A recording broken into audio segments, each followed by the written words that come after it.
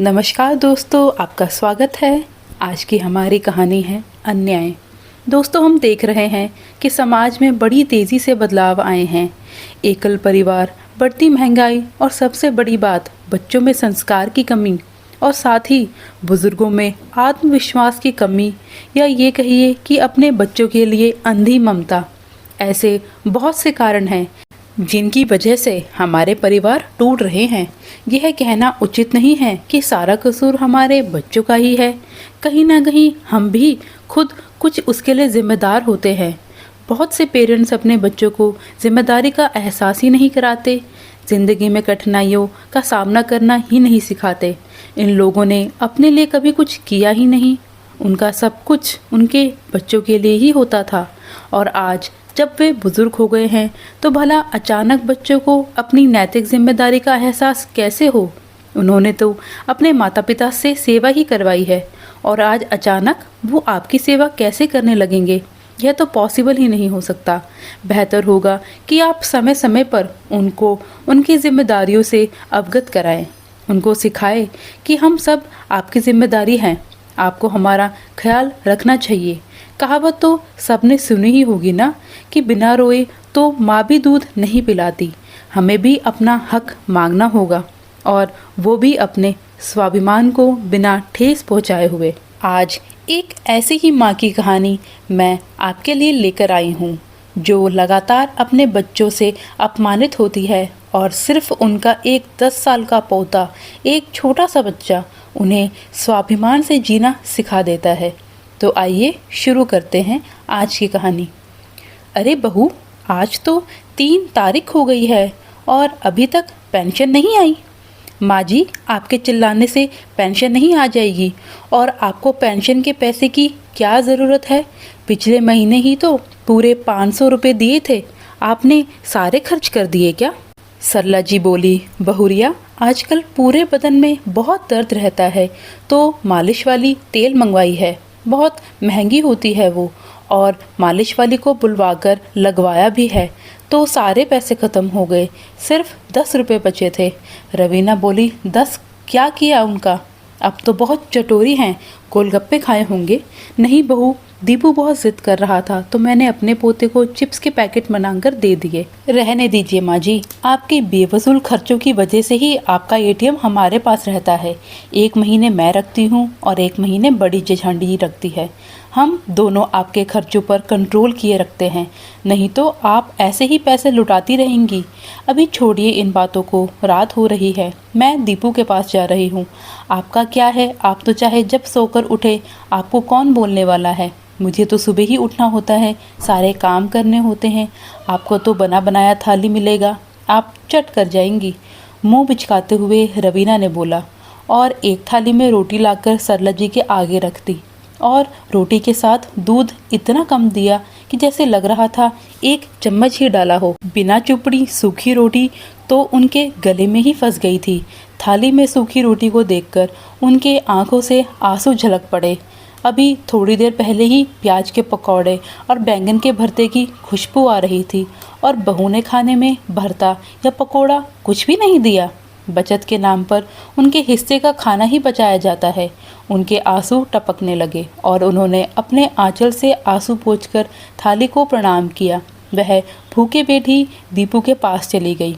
सुबह हुई तो उनका पोता स्कूल जाने के लिए तैयार हो रहा था। उसी समय उनका बेटा नमन आया और बोला, माँ, यह क्या, तुम्हारे खाने की थाली यहीं पड़ी है, तुमने खाना नहीं खाया? ऐसा क्यों? सरला जी सोचती है, ज़रूर बहू ने शिकायत की होगी। माँ, सुनाई नहीं देता क्या, तुमने खाना क्यों नहीं खाया? वह बेटा, तुम तो जानते हो मुझे चटपटा खाना पसंद है, और बहू ने सिर्फ सूखी रोटी दी थी, ऐसे में वह गले से कैसे ही उतरती। माँ, झूठ क्यों बोल रही हो?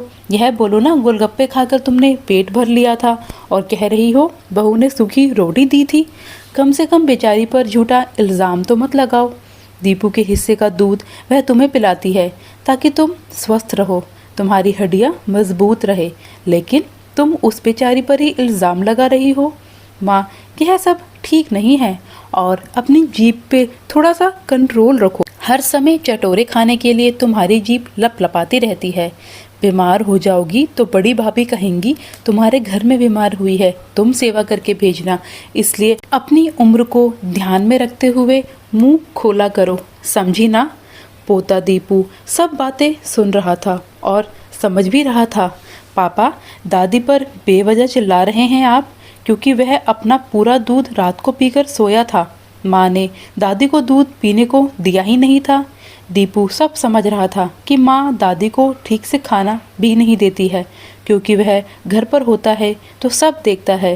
पर अगर वह सुबह सुबह अपने पापा को कुछ बोलता, उसके पापा उसी को डांटते। वह चुपचाप स्कूल चला गया और सरला जी अपने बेटे से शिकायत करना नहीं चाहती थी, क्योंकि बहू हमेशा बात को बड़ा चढ़ाकर बेटे के कान में भरती रहती थी। क्योंकि रात को दीपू ने एक ही गोलगप्पा खिलाया था, बेटा भी पत्नी के इशारों पर नाचता तथा उनकी पत्नी माँ को कैसे दुख दर्द देती उसे दिखाई ही नहीं देता। देखो माँ, रवीना ने कितनी समझदारी से घर संभाला है। तुम्हें याद है, पहले हर महीने की आखिरी सप्ताह आपकी पेंशन ख़त्म हो जाती थी और मेरी सैलरी भी नहीं बचती थी। पर जब से रवीना ने संभाला है, तब से तुम्हारी पेंशन के पैसे बचत होने लगे हैं। माँ, तुम्हारी इच्छा है ना कि तुम्हारे मरने के बाद तुम्हारी श्राद्ध कर्म अच्छे से हो, मैं गंगा स्नान कराऊं और तुम्हारे 13वीं पर कम से कम 21 ब्राह्मणों को खाना खिलाऊं। जब बचत ही नहीं करूंगा तो तुम्हारी आखिरी इच्छा कैसे पूरी करूंगा। सरला जी नम आंखों से अपने बेटे को देखती ही रह गई। बेटा सब सुनाकर अपने काम पर चला गया। बहू किचन से काम कर सरला जी के पास आई और बोली, माँ जी आज 4 तारीख हो गई है, अब पेंशन बड़ी जेठानी जी रखेंगी, तो आप उनके पास चली जाइए, क्योंकि अब मैं पेंशन तो रखूँगी नहीं, तो मैं क्यों आपको खाना बना के खिलाऊँ। पर बहू मुझे बहुत ही तेज़ भूख लग रही है, रात को भी मैंने कुछ खाना नहीं खाया। नहीं माँ जी, मुझे अपनी सहेलियों के साथ घूमने जाना है, मुझे शॉपिंग करने भी जाना है, क्योंकि करवा चौथ आ रहा है, अपने लिए लहंगा लेना है, इसलिए मेरे पास तो टाइम नहीं है। मैंने जेठानी जी को फ़ोन करके बोल दिया है, वह अपने नौकर को भेजती ही होंगी। आप अपना सामान पैक कर लीजिए। बहू मैं तो अपना खाना खुद बनाकर खा सकती हूँ, तो मैं अपना खाना खुद बना लेती हूँ। माँ जी मैंने किचन को साफ़ कर दिया है, आप गंदगी मत फैलाइए। और आप किचन में काम करती है कम है, तहस नहस ज़्यादा करती है, डब्बे सारे इधर से उधर कर देती हैं, मुझे बहुत ही ज़्यादा परेशानी होती है। एक दिन तो आपने चीनी का पूरा डब्बा ही फर्श पर गिरा दिया, मेरे पूरे 50 रुपये का नुकसान भी हो गया था। और आज अगर आप खाना बनाएंगी तो एक आदमी का कितना खर्च बढ़ जाएगा, तो इसलिए आप वही खा लीजिएगा। और हाँ, मैंने तो 4 दिन एक्स्ट्रा रखा है, जेठानी जी की तरह नहीं कि 1 तारीख आई और रोना धोना शुरू। माँ को ले जाओ, माँ को ले जाओ, ऐसा करिए माँ जी, आप बाहर पार्क में बैठकर वेट कर लीजिए, मुझे घर में ताला लगाना होगा। पार्क में बैठकर सरला जी सोच रही थी कि इस बार पेंशन के पैसे मेरे हाथ में ही नहीं आए। बहू हर बार पेंशन के पैसे निकालती है, कुछ ना कुछ खर्च करने के लिए मुझको खर्च करने को देती है, पर इस बार क्यों नहीं दिए। पूरे बदन में दर्द रहता है, मालिश वाली को भी नहीं बुला रही, दवा भी ख़त्म हो रही है, और मुझे अपने पति का श्राद्ध भी करवाना है। पैसे ही नहीं रहेंगे तो मैं उनका श्राद्ध कैसे करूँगी। छोटी बहू से बोलूँगी तो बोलेगी कि बड़ी बहू को बोलो, बड़ी बहू से बोलूँगी तो वो कहेगी कि छोटी से क्यों नहीं मांगे, और छोटी बहू तो वैसे भी 4 दिन एक्स्ट्रा रखकर 400 बार जता चुकी है। सरला जी को अपने ही घर में परायों जैसा फील हो रहा था। पार्क में बैठे बैठे उन्हें अपने पति रमेश बाबूजी की बातें याद आने लगी, जो उन्होंने मरने से पहले कही थी।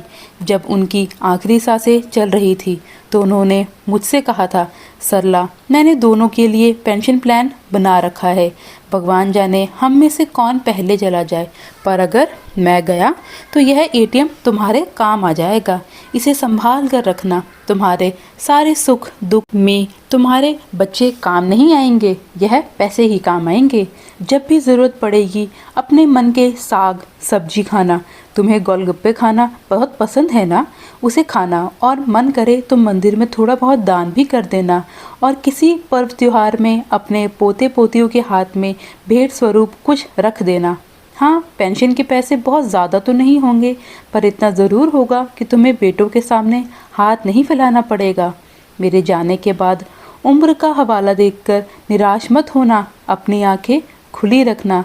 तो आजकल के बेटे बहू का कोई भरोसा नहीं है, कब तुम्हारा पैसा तुम्ही से छीनकर तुमको कंगाल बना देंगे, तुम्हें पता भी नहीं चलेगा। कितना सही कहा था उन्होंने, जाते जाते मुझे कितना सीख देकर गए थे।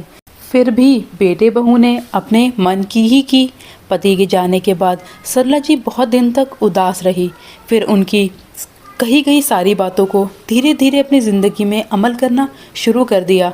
अपने एटीएम को अपने पास ही रखती थी, पर एक दिन जीवन प्रमाण पत्र बैंक में जमा करना भूल गई तो उसका पेंशन समय पर नहीं आया, वह रुक गया, जिसकी वजह से दोनों बेटों के घर के खर्च संभालने पड़ रहे थे। बड़ा बेटा बोलता है, मैं क्यों करूँगा माँ पर खर्च। छोटा बेटा बोलता है, मेरे हाथ भी तंग है। दोनों में लड़ाई झगड़ा होने लगा। पति के जाने का गम था, ऊपर से परिवार में रोज़ के झगड़ों से मन मुटाव से सरला जी की तबीयत खराब भी होने लगी थी।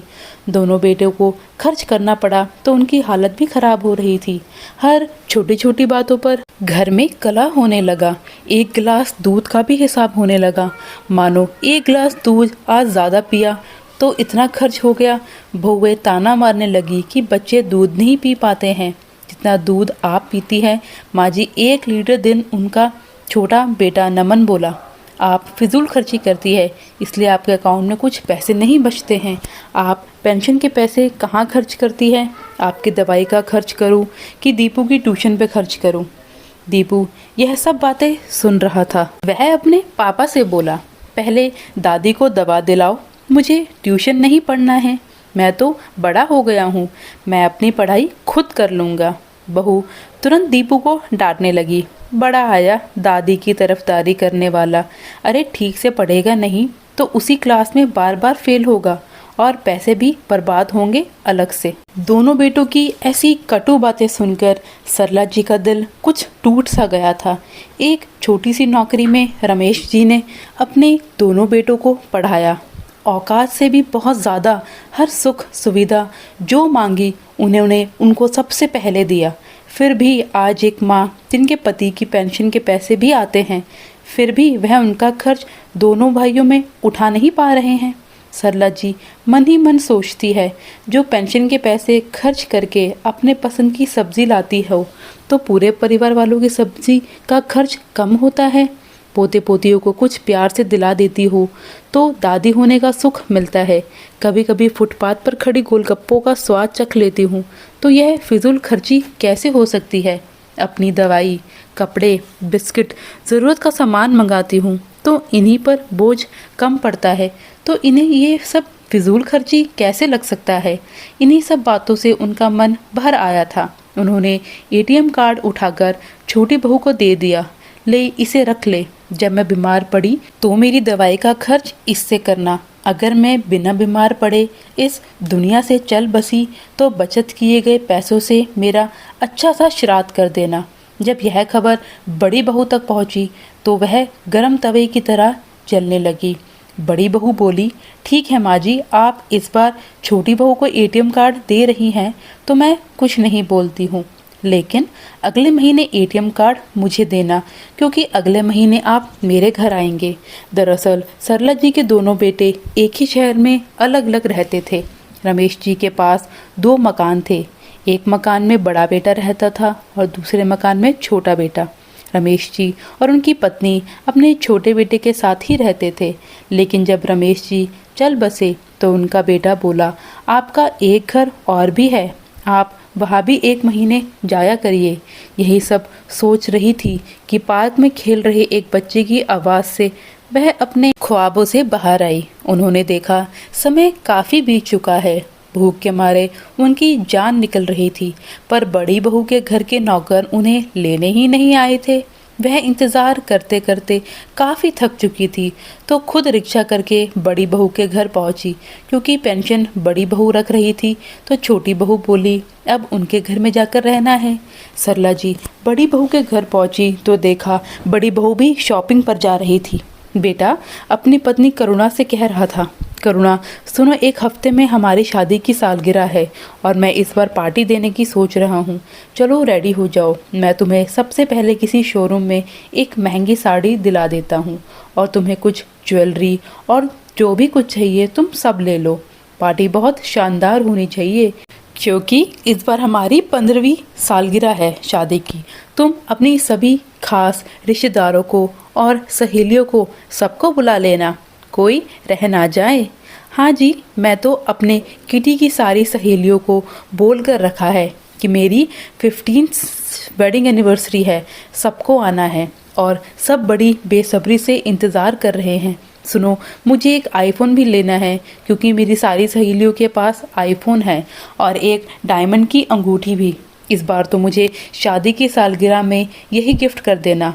हाँ करुणा, क्यों नहीं, बड़े प्यार से अमन अपनी पत्नी करुणा से बोल रहा था।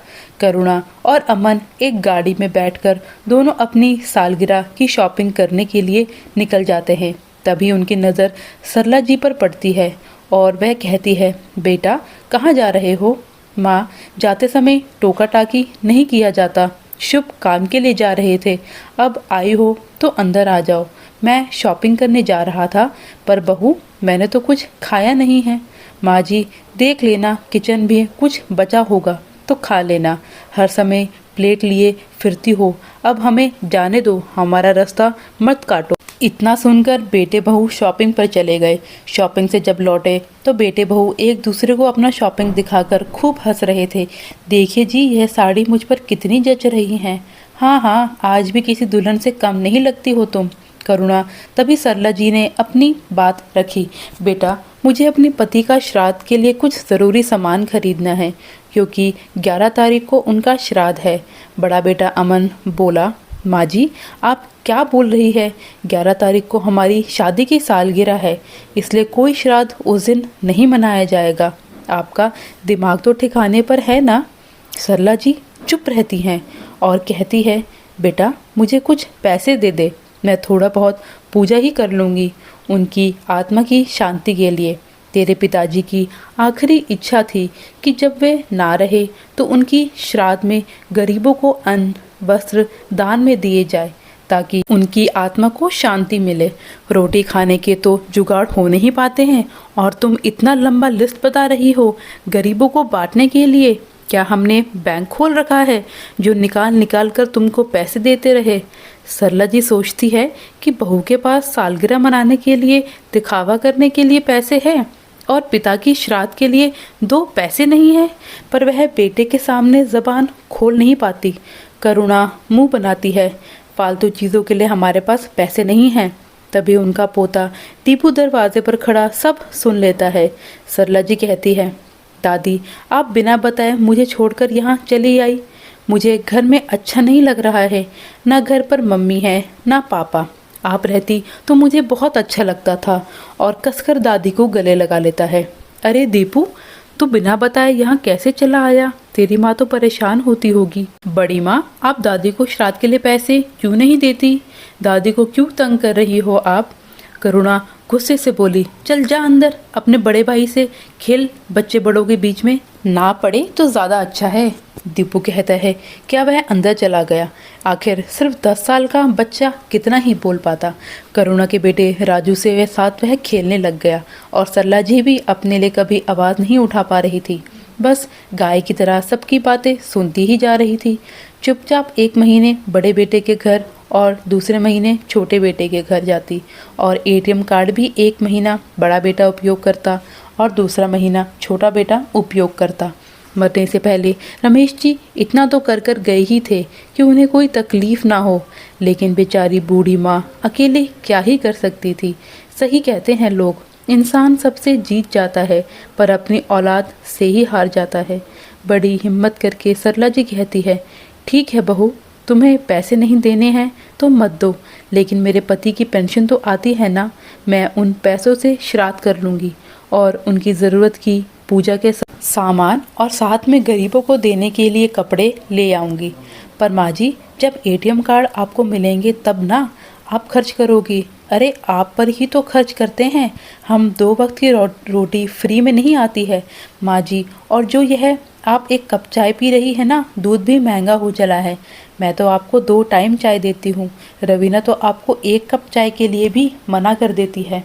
मेरे सामने वह दूध में पानी मिलाकर आपको चाय दे रही थी। क्यों माँ जी, सच कह रही हूँ कि नहीं? यह सब बातें करुणा एक सांस में ही बोलती चली गई और उसके बाद अपनी एनिवर्सरी की तैयारी करने में जुट गई। सारे दोस्तों मेहमानों को फ़ोन लगाकर हंस हंस कर दावत दिए जा रहे थे, जैसे मानो शादी की पहली सालगिरह मनाई जा रही हो। और ससुर की श्राद्ध के लिए ना उसके पास टाइम है ना पैसे, और जो पैसे ससुर छोड़कर भी गए हैं पेंशन के पैसे, पर दोनों बेटे बहू ने जबरन कब्जा कर लिया है। 1 हफ्ते बाद शादी की सालगिरह आ गई। रवीना भी अपने बेटे दीपू और पति नमन के साथ पहुंचती है और कहती है, बधाई हो जेठानी जी, आपको सालगिरह की बहुत बहुत बधाई हो। और उनके हाथ में एक बड़ा सा बुके पकड़ा देती है। जेठानी जी, मैं सोच रही हूँ अगले साल शादी की सालगिरह की पार्टी तो मैं भी किसी बड़े से रेस्टोरेंट में करूँ। हाँ हाँ रवीना, कर लेना, पहले आज मेरी पार्टी तो एंजॉय कर। अपने हाथ को घुमाते हुए बार बार करुणा बोलती है, उसे अपने हीरे की अंगूठी को जो दिखाना था। अरे वाह जेठानी जी, आपने हीरे की अंगूठी पहनी है। हाँ रवीना, ये तो इन्होंने बड़े प्यार से सालगिरह का गिफ्ट दिया है मुझे, यह बहुत सुंदर है जेठानी जी। फिर उसके बाद अपना स्मार्टफोन को भी शो ऑफ करती है। दोनों देवरानी जेठानी अपने पैसे की ढींगे हाँकना शुरू कर देती है। कुछ ही समय में करुणा के सभी रिश्तेदार, उसके मायके से उसके मम्मी पापा सब आ जाते हैं और पार्टी शुरू हो जाती है। करुणा की मम्मी पापा बोलते हैं, बिटिया समदन जी कहाँ है? वह तो दिखाई ही नहीं दे रही। तूने तो कहा था समदन जी तुम्हारे घर में ही रहती है। हाँ हाँ माँ, यही कहीं होंगी। मैं तो सुबह से पार्टी की अरेंजमेंट में लगी थी। आप दोनों इंजॉय करिए। सासू माँ पार्टी टाइप की नहीं है, वह बस अकेले रहना पसंद करती है, इसलिए वह कमरे में बैठी रहती है। So boring. रामू ज़रा इधर आओ और सब मेहमानों को कोल्ड ड्रिंक सर्व करो। मम्मी पापा अब कौन सा फ्लेवर लेंगे? देखो मैंने कई तरह की कोल्ड ड्रिंक का अरेंजमेंट किया है। बेटा हम तो नींबू पानी ही लेंगे। हाँ हाँ वह भी है। और आप क्या खाएंगे? यहाँ बहुत सी वैरायटी के खाना है, शहर के अच्छे हलवाई से बनवाया है। ठीक है बेटा, हम खा लेंगे, तुम हमारी चिंता मत करो, बाकी के मेहमानों को देखो। करुणा को बार बार दिखावा कर रही थी। सालगिरह की पार्टी में सब कुछ अच्छे से अरेंजमेंट करवाया है, शहर के अच्छे हलवाई से उसने खाना भी बनवाया है। ड्रिंक पीते पीते करुणा की सहेलियाँ उसे डांस फ्लोर पर बुलाती है। औरतें, क्यों ना कपल डांस किया जाए? हाँ हाँ क्यों नहीं, यहाँ तो म्यूज़िक सिस्टम की भी अच्छी व्यवस्था है। करुणा ताली बजाकर कहती है, सुनो रामू, म्यूज़िक सिस्टम ऑन कर दो। जैसे ही म्यूज़िक सिस्टम ऑन करके रामू आता है, तभी पंडित जी के मंत्र उच्चारण का ज़ोर ज़ोर से आवाज़ आने लगती है। यह तेज़ तेज़ मंत्र के उच्चारण तो किसी हवन से आ रहे थे।